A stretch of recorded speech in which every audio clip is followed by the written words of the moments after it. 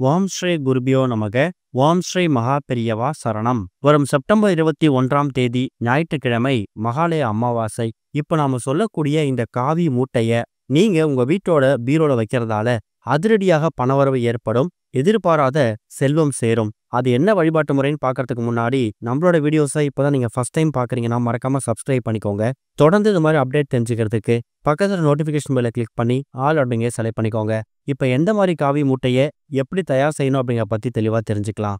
ஒரு வருஷமும் புரட்டாசி மாதத்தில் வரக்கூடிய அமாவாசையை மகாலய அமாவாசையை கணக்கில் எடுத்துக்கிறோம். முன்னோர்கள் வழிபாட்டுக்கும் பித்ருக்கள் வழிபாட்டுக்கும் பித்ரு சாபம் பித்ரு தோஷம் இது மாதிரி எதுவா இருந்தாலும் அது எல்லாத்தையும் நீக்கிக்கிறதுக்கான அற்புதமான ஒரு நாள் இந்த ஒரு மகாலய அமாவாசை. வருஷத்துல வரக்கூடிய மற்ற அமாவாசை தினங்கள்ல முறையா வழிபடாதவங்களுக்கு இது ஒரு மாற்று வழி. நாமளோ நம்மள முன்னோர்களோ தெரிஞ்சோ தெரியாமலோ பித்ரு சாபத்துக்கும் பித்ரு தோஷத்துக்கும் ஆளாகியிருக்கலாம். அது எல்லாத்துக்கும் நிவர்த்தி கொடுக்கக்கூடிய அற்புதமான ஒரு நாள் இந்த ஒரு மகாலய அமாவாசை. அப்படிப்பட்ட மகாலய அமாவாசை செப்டம்பர் 21ஆம் தேதி அதிகாலை 1:03 ஆரம்பிக்குது. அது மறுநாள் திங்கட்கிழமை அதிகாலை 1:42 வரைக்கும் இருக்கு.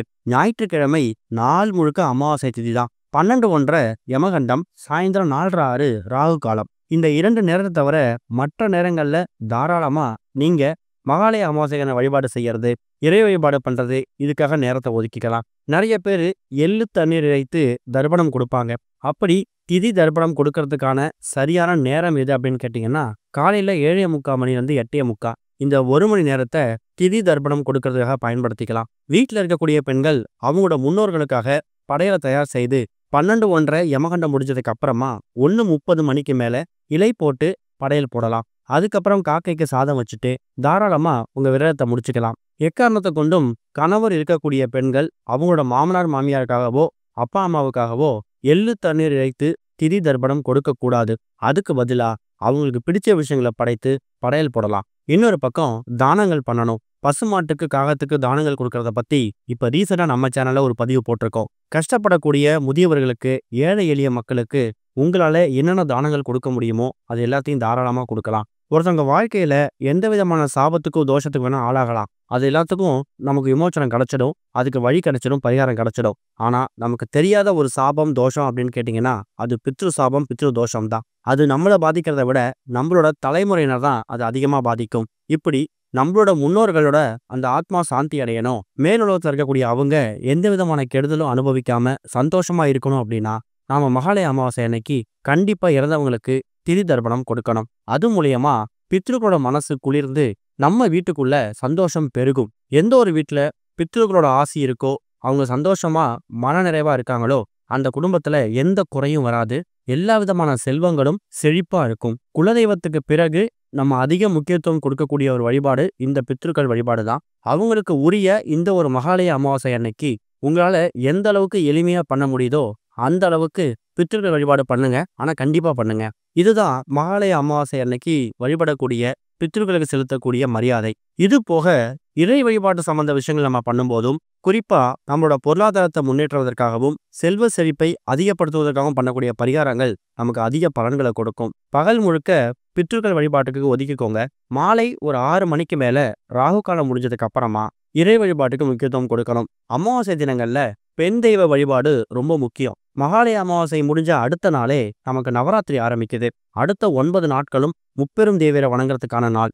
அதுக்கு ஒரு ஆரம்ப புள்ளியா மகாலய அமாவாசை அன்னைக்கு நீங்க உங்க வீட்டுல பெண் தெய்வ வழிபாடு செய்யலாம். அது போக இப்ப நாம சொல்லக்கூடிய இந்த ஒரு மூட்டை இருக்குல்ல, இந்த ஒரு மூட்டைய மகாலய அமாவாசை அன்னைக்கு நீங்க உங்க கையால தயார் செய்து வீட்டோட பீரோல வைக்கணும். முடிஞ்சா இந்த ஒரு மூட்டையை தயார் செய்யறதுக்கு காவி நிற துணி இருந்தா பயன்படுத்திக்கோங்க.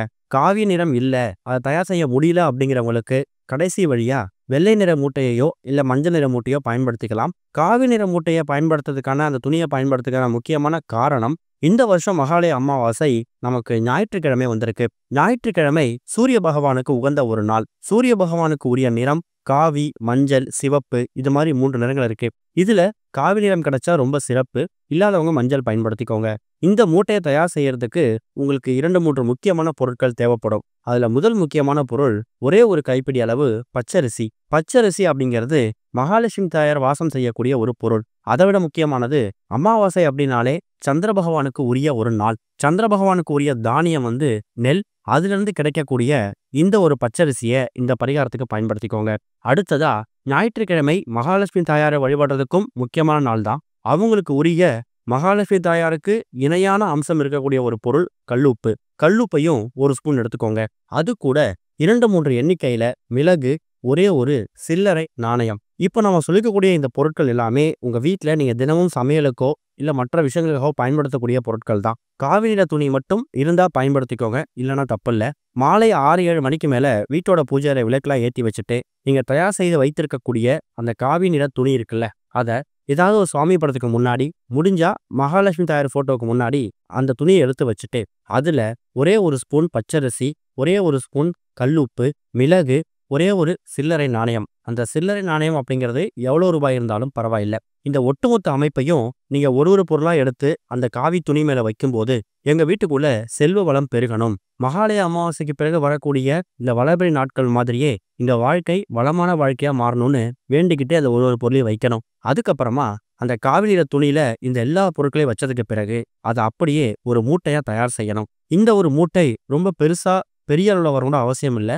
ஒரு எலுமிச்சம்பழம் அளவுக்கு வந்தா கூட போதும். அந்த மூட்டையை தயார் செஞ்சு மூட்டையா கட்டிட்டு அப்படியே மறுபடியும் வீட்டோட பூஜை அறையில வைக்கணும். ஒரு அரை மணி நேரத்துல இருந்து 1 மணி நேரம் வீட்டில் பூஜை அறையில விளக்குகளை எரியக்கூடிய அந்த நேரம் வரைக்கும் இது அப்படியே இருக்கட்டும். அதுக்கப்புறமா இந்த மூட்டையை உங்களோட வலது கையில ஏந்திக்கணும். வலது கையில இறுக்கமா ஏந்திக்கிட்டு உங்களோட குலதெய்வம், இஷ்ட தெய்வம், மகாலட்சுமி தாயார், அதே மாதிரி உங்களோட பித்ருக்கள், முன்னோர்கள் எல்லாரையும் மனசார பிரார்த்தனை பண்ணிட்டு, இனிமே எங்க குடும்பத்துல கஷ்டம் அப்படிங்கிறதே வரக்கூடாது, பொருளாதாரத்துல நல்ல முன்னேற்றம் ஏற்படணும்னு பண கஷ்டம், பொருளாதார கஷ்டம்னு என்னென்ன இருக்கோ அது எல்லாத்தையும் சொல்லிட்டு திரும்ப ஒரு 10 நிமிஷம் அந்த மூட்டையை பூஜை அறையில வச்சுடுங்க. விளக்குகளை குளிர வச்சுட்டு இந்த மூட்டையை உங்க வீட்டோட பீரோல வைக்கணும். பீரோல வைக்கிறவங்க வைக்கலாம். அப்படி இல்லைன்னா பணப்புழக்கம் அதிகமா இருக்கக்கூடிய இடம், லாக்கர், கல்லாப்பட்டி, இது மாதிரி பணம் எங்க அதிகமா புழங்குதோ அந்த இடத்துல பத்திரப்படுத்தி வச்சுக்கலாம். இந்த ஒட்டுமொத்த அமைப்பையும் மூட்டையா தயார் செய்து, அதுவும் காவி நிற மூட்டையா தயார் செய்து நம்ம மகாலய அமாவாசை அன்னைக்கு பணப்புழக்கம் அதிகமா இருக்கக்கூடிய இடத்துல வைக்கும்போது அது செல்வ கடாட்சத்தை ஏற்படுத்தும். இந்த ஒட்டுமொத்த அமைப்பும் ஒரு தாந்திரிக பொருளா மாறி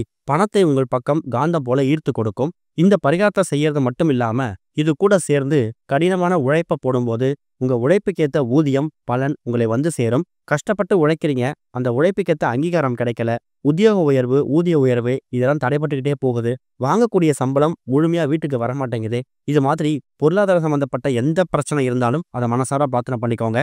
அதே மாதிரி அமாவாசை சந்திர பகவானுக்கு உகந்த நாள் அப்படிங்கிறதால குடும்பத்தில் இருக்கக்கூடிய சண்டை சச்சரவுகள் நீங்களுங்கிற மாதிரியும் சந்திர பகவானை வேண்டிக்கோங்க. ஏன்னா சந்திர பகவான் மனோகாரகன். வெள்ளி மற்றும் செவ்வாய்கள்ல இதுக்கு தூபதீபம் போடுங்க. 2-3 மாதத்துக்கு ஒரு முறை மட்டும் இந்த மூட்டையை பிரித்து பார்த்து அந்த பழைய பொருட்களை தண்ணியில் விட்டுட்டு மறுபடியும் இதே மாதிரி தயார் செஞ்சு எங்கே எடுத்தீங்களோ அந்த இடத்துல பத்திரப்படுத்திடுங்க. இந்த ஒரு மகாலய அமாவாசையை இதை முயற்சி பண்ணுங்க, நல்ல முன்னேற்றம் கிடைக்கும். ஓம் ஸ்ரீ குருபியோ நமக. ஓம் ஸ்ரீ மகா பெரியவா சரணம்.